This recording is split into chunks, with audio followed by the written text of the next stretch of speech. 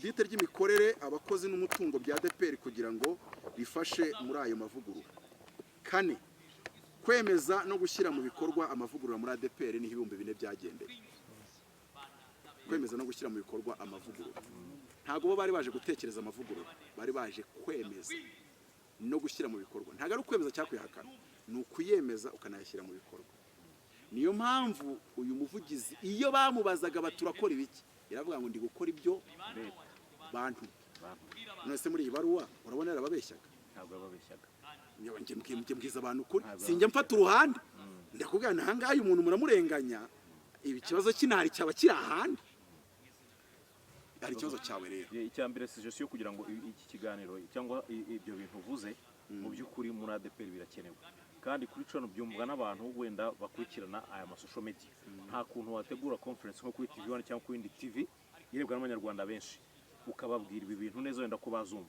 Icya kabiri, iyo urebye Izayi wamugira nama ki nk'umuyobozi uyoboye ADEPR ubu ngubu harimo ibibazo bigiye bitandukanye, baramurega amacakubiri, gutonesha, harimo n'ikintu bitanga ironda karere, kuba yarukanye abantu bamwe bize akagoramo none abatarize baravuze ko ari abiga. Wamugira nama ki nk'uriya mu pasteur nk'uyu mushumba wa ADEPR ubu ngubu muri ika agezemo iki gihe turimo? Murakoze. Urambwiye ngo hagiye abize ngo haza abatarize cyangwa se ubona ko atari byo bibaye. Ibyo mubwirwa ni ikintu kimwe, ukuri kw'amanyakuri ni ikindi. ADEPR yoboye 3 miliyoni. Njyewe ntekereje nk'umunyapolitike nkeneye ubuyobozi buri bugeyo ariko bukaba ari ubuyobozi buri bufite umurongo runaka ngenderwaho kuruta kuvuga ngo abize n'abatarize. Ndaguhe urugero, Katolika kubikorera mu isi yose hari ibanga igira. Buriya umuyobozi Archbishop mu Rwanda n'uyobora Archevêque ya Kigali, ariko buri mwaka agomba guha papa amazina 3 y'abantu bona bamusimbura. Undi mwaka nabwo gatanga 3 kandi si ngombwa akagarura yayandi. Hari igihe waritwaye nabi akabona hari undi uri kugaragaza ubushobozi bwa kiyobozi. Buri mwaka akabatanga, urumva aguye muri douche, apfuye, ashaje, we papa areba muri ya mazina iryagarukagamo cyane, akabwira abantu be bakarinira ati n'abajesuite ati uyu muntu mumwigaho. Iri zina ryagarutse kenshi. N'uwamubanjirije yakundaga kurigaruramo. Iri zina muryigeho. Noneho Vatican basohora nabo amazina 3. Bakayazana bakayaha presidence y'igihugu bakoreramo. Ngo mutwereke muri aya mazina 3 uwo mubona mwahitamo. Urumva ubwenge bagira? Ntago bashaka gukoresha Archevêque ubuyobozi bw'igihugu butibonamo. Kuko bo bazi neza uko babikoze. Rero uvuze ngo namugira nama ki? Namugira inama yo gusoma ibitabo bya leadership bitari munsi y'ijana. Kabiri, abayoborana nabo bagasoma ibitabo bya leadership. Gatatu, agashaka abakonsilita bahugura abayobozi bose muri ADEPR kugera kukora ku rusengero babahugura kuri leadership. N'abayobora korali bakabigisha leadership. Ikindi, akubaka izo nzego kuko muri ibi bintu yarashinzwe amavugurura yari yakoze nako yarayemeje anashyira mu bikorwa. Audite ngo zarakozwe basanga ngo hari abariye ngo miliyari zingahe, ibyo biri mu nkiko. Hari n'umugabo ngo wajyaga bivugira twigeze kujya gukorana ikiganiro muri 10 radio 10 amwitande. Uyu mugabo ninde ukunda kuvuga avugira uruhande rw'abasohotse ninde di irancitse ariko ntacyo bitwayigwa riragiye. Ariko nyine nyuma nza kumenya amakuru yuko hari mu pasteur ubarwa muri dossier ya Sibomana. Avuga ni se kucyo avugira Sibomana ari nge wakamuvugiye. Buriya Sibomana mu bukwe bwanjye yaricanye na muzehe gutya. Abantu bakanavuga ko ngo bavindimwe kubera bajya gusa. Ndongera muzehe wanjye gusa na Sibomana. Ariko ngewe ndi umunyakuri wo kutaza ngo mpengamire ku ruhande rwa Sibomana kubera uburyo twari tubanye. Hari n'umuvugizi buriya najyagayo nta audience mfite yo buriya kandi hari n'umwateperi kubera umubano dufitanye na muzehe wanjye akakira umuhungu wa diakoni. Anyway, namugira inama yuko iriya ngingo ya mbere bayikora ko ntayakozwe. Kubaka inzego, kubaka amategeko, imikorere n'imikoranire. Nagusobanurira uko ayandi madini bayubatse. Nibajye mu yandi madini manini afite imidugudu igera ku 300 ku isarahari. Bababaze ngo mutwereke structure y'ukuntu ubuyobozi bwanyu bwubatse n'uburyo mufata imyanzuro. Nese na autorité buri rwego rufite ukubwira umuntu ariko ngo ibyo natwe turafite iwacu ariko bifite autorité ki kuba Tinubu yemeye nk'umuyobozi ngo wa CEDEAO ngo arafata ingabo ngo zijye gutera muri Niger abasenateri bavuga ingabo nizanye ko nizasobanyo nta ngabo ubona hano senira muvuguruza ikibazo uvuga ngo natwe iwacu tugira icyo wakita sena ikibazo ni Tinubu w'iwanyu witwa Isayi afashe umwanzuro senibona nk'aho atari ukuri mwamubwira ngo no cyangwa ubushobozi bwanyu na autorité yanyu ntago muhageze aho ngaho hano nshatse kukwereka ikivuga ngo kubaka inzego nicyo kina ADEPR ikeneye ntago ari ibintu byinshi naho umuyobozi wese bazana muri ADEPR yabashobora wese uwo muzi wese waba yarabayeho mu isi no mu ijuru na Yesu aje kuyobora muri ADEPR ntiyabashobora gusa cyo nzi yabashoboza ni kimwe yakubaka structure uko niko na Mose byari byaramunaniye kuyobora uduhumbi dutandatu ngiyo babaraga abagore n'abana abaskolazi bavuga ko bari miliyoni 2.5 kugera kuri 3 bihangana na ADEPR nyine ngo yetiraje asanga nta structure yigeze ashyiraho y'ubuyobozi ngo yirwa cimanza amusanga ariko hagira data reka n'urubanza nduce urahagizwa nuko nta structure yetiramuga ati shaka abagabo b'abanyabwenge babahanga ngiye kugira inama ize namubwira ngo shaka abagabo b'abanyabwenge babahanga ngo bari mu mwuka w'Imana ariko icyo gihe nta mwuka icyo gihe abadiyakoni nibo bashatse bari mu mwuka w'Imana icyo gihe yabashatse bafite ubwenge n'ubuhanga n'ubunyangamugayo nicyo kintu ari kubura ize nashaka abagabo b'abanyabwenge babahanga b'inyangamugayo sinzi niba zijyari muri ADEPR kandi ubuca ADEPR niyo twemeraga tuzibuzayo buriya twazibona abanyabwenge abahanga b'inyangamugayo noneho yatirabwira Mose ngo ubasengere nk'uko kuri ubajyeho abo bantu bakaba bafite umutima wo gukunda itorero bafite leadership spirit umutima wa kiyobozi bazi icyo gukora mu buyobozi bamwe bakajya muri ya wing ya parliament izajya imuvuguruza uziko n'umwami kera hari abantu bakunda kuvuga ngo ari gihe ubona abantu bashaka kwitura nk'abanyagitugu mu idini uziko kera umwami yabaga afite umuntu wita umuvuguruza akavuga nk'ikintu umwami akamuza mu matwi umuvuguruza ati ibyo bintu ushaka uburyo bigarura ntago ari sawa nwango ariko mushobora gusanga mufite executive itagira umuvuguruza nakweretse ko mu gihugu abari parliament ivuguruza president senate ikavuguruza president buriya uzanebe mu Rwanda umuyobozi wese bashyize ahantu senate aramwemeza ntago yemererwa ntago yemererwa kwakitinga muri ya titre bamuhaye yego president mushyizeho ariko senate igomba kubanza ikemeza umuntu wese wo kuri Europe donc umuntu wese president yashyizeho agomba kwemezwa na senate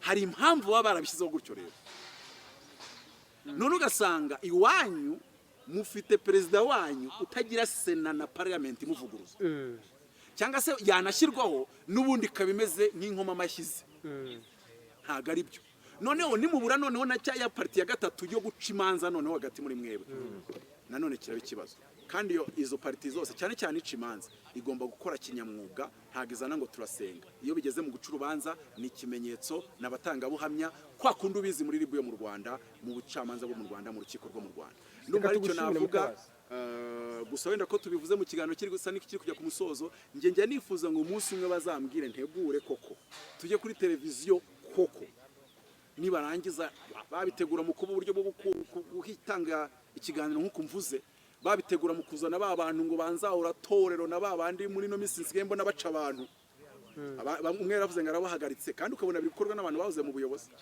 umwe ati ndaguhagaritse urabona ngo ni John undi ukajya kubona ukabona aravuze ngo ndaguciye ibintu nkaho mwahirimbaniye yuko bubaka izo nzego eshatu mbabwiye mwe muri ndaguciye ndagutenze sinkwemera ntukijijwe neza ibyo ntacyo bifata nta nicyo bimara mu by'ukuri ni icyo ngicyo navugaho nisabira ADEPR kutandakarira boa ntimundakare mu by'ukuri urebye n'uyu mwuka nsohoye nta bindi bihembo ndi bwake naho nabari ibyo nakojejwe ntiwambabarira ntundakarire n'ukuri ntago nanjye nabikoze ngendereye kuba gusa nuba komeretsa ndabizi mufite ibibazo kandi itero rya ADEPR turaryubaha twakanejejwe no kubona rifite inzego structure yubatse neza. Ariko Prophet wambabarira uriya muntu w'Imana akambwira nimba anyuzwe cyangwa se ari ikibazo asigaranye niyo cyaba kimwe.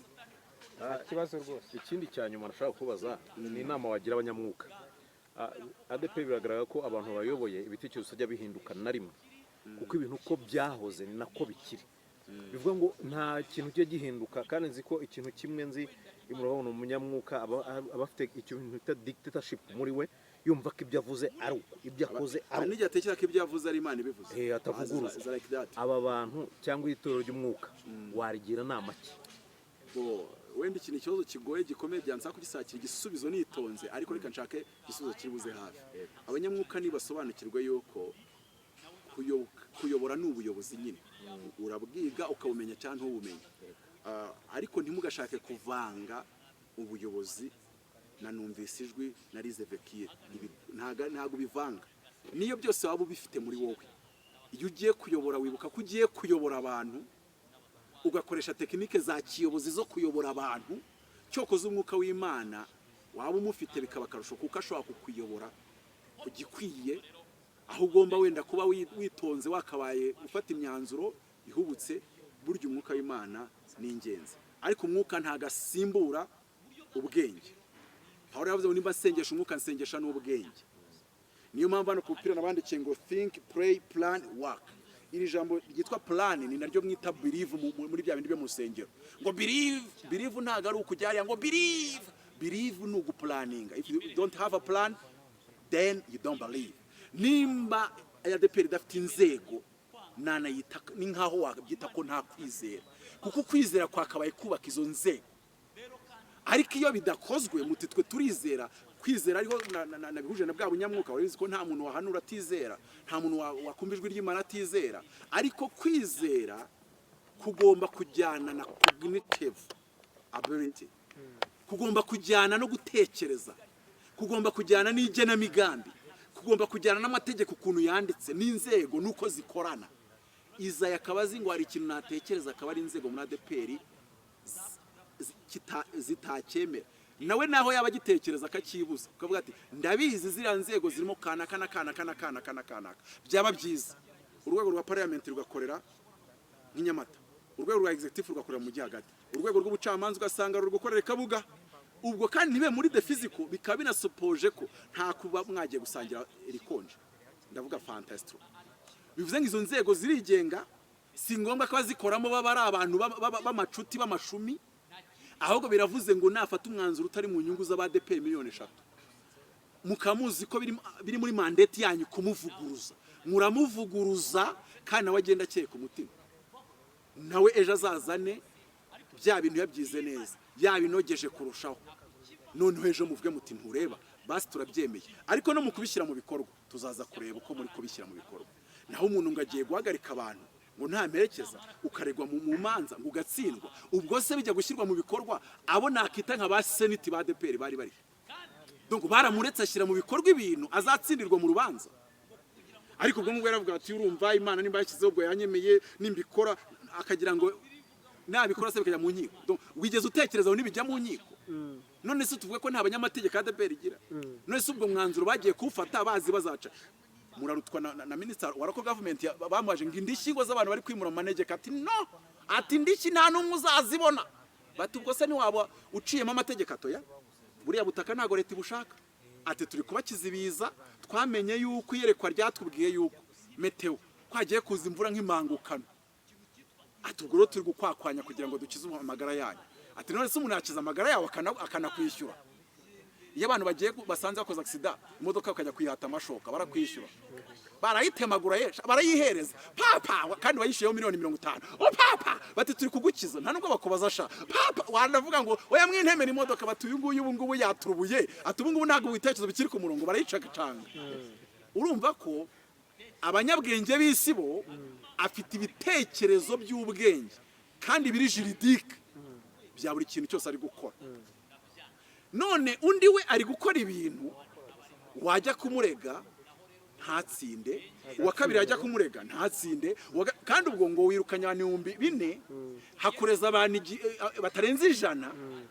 Ubwo se 4,000 byose bikureza azatsinda uye yahita ajya gutabaza perezida wa repubulika. Mwese urabona yabona yabishyura bose bamureze bose bamuregeye icyarimwe yahita atabaza ubwo sinumva ibyo bintu ari ibyo bintu urumva nawe bishyire mu nyurabwenge urumva atari ikibazo niyo mpamvu navuga ngo nge ndamwubaha kuko umuntu wahawe ubuyobozi agomba kubahwa kabiri ADEPR ni nini umuntu wese wayihabwa idafite structure yamunanira nanjye Mutabazi yimpaye nta structure yananira cyo kuziyimpaye igihe cyose namara batarasimbukana nakimara ndi kubaka izo nzego no kubaka manuel no kubaka amategeko azazigenga at least nkajya kugenda bakajya kuntera ishoti inzego zihari cyangwa manuel y'izo nzego ihari ndumva ari cyo wenda navuga nisiguye kwa ADEPR wagize ikimubangamira ntabwo aribyo byanzinduye ariko Mutabazi ngira akarwara k'ukuri gashobora kuzankoraho cyangwa se kanteza ibibazo ariko ndikumva mba nagerageje kugira ngo ntagire uwo nsesereza uruhande rumwe duhagarare mu bakora ino ba mbere ibice 6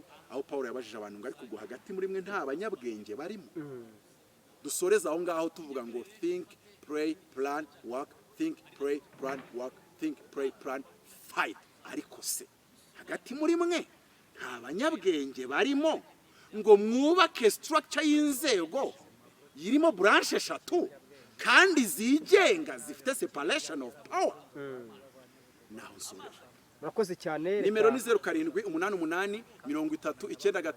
0788399513 iyo wavuze ibintu bikomeye bari byiza kushaka rwose kwiplenya no gusobanukirwa kwandikira kandi bano bantu bakunda ku nenga ubuyobozi bwa ADEPR ndabizi benshi bajya banyandikira ndanabumva buriya ngenzi gutega amatwi abantu bavuga ibyo ntemeranya nabyo ubwo mba nyishyizeho kugira ngo hatagira umuntu uvuga ngo nimero yawe ngo namaze kukumva ngo ndayishaka we ngo ndayishaka ngo numva ngo ndayibuze oya niyo nyandikire kuri WhatsApp 0788309513 ninjye yitaba kuri WhatsApp ninjye ugusubiza ntago ibifitwe na secrétaire ni nimero personnel yanjye ndumva naho nasoreza murakoze cyane reka tugushimire dushimira n'abantu bari badukurikiye mukore subscribe kandi musharing kino kiganiro kigere ku bantu benshi batandukanye ibiganiro byacu nakagaruka nitwa Ezekiel murakoze.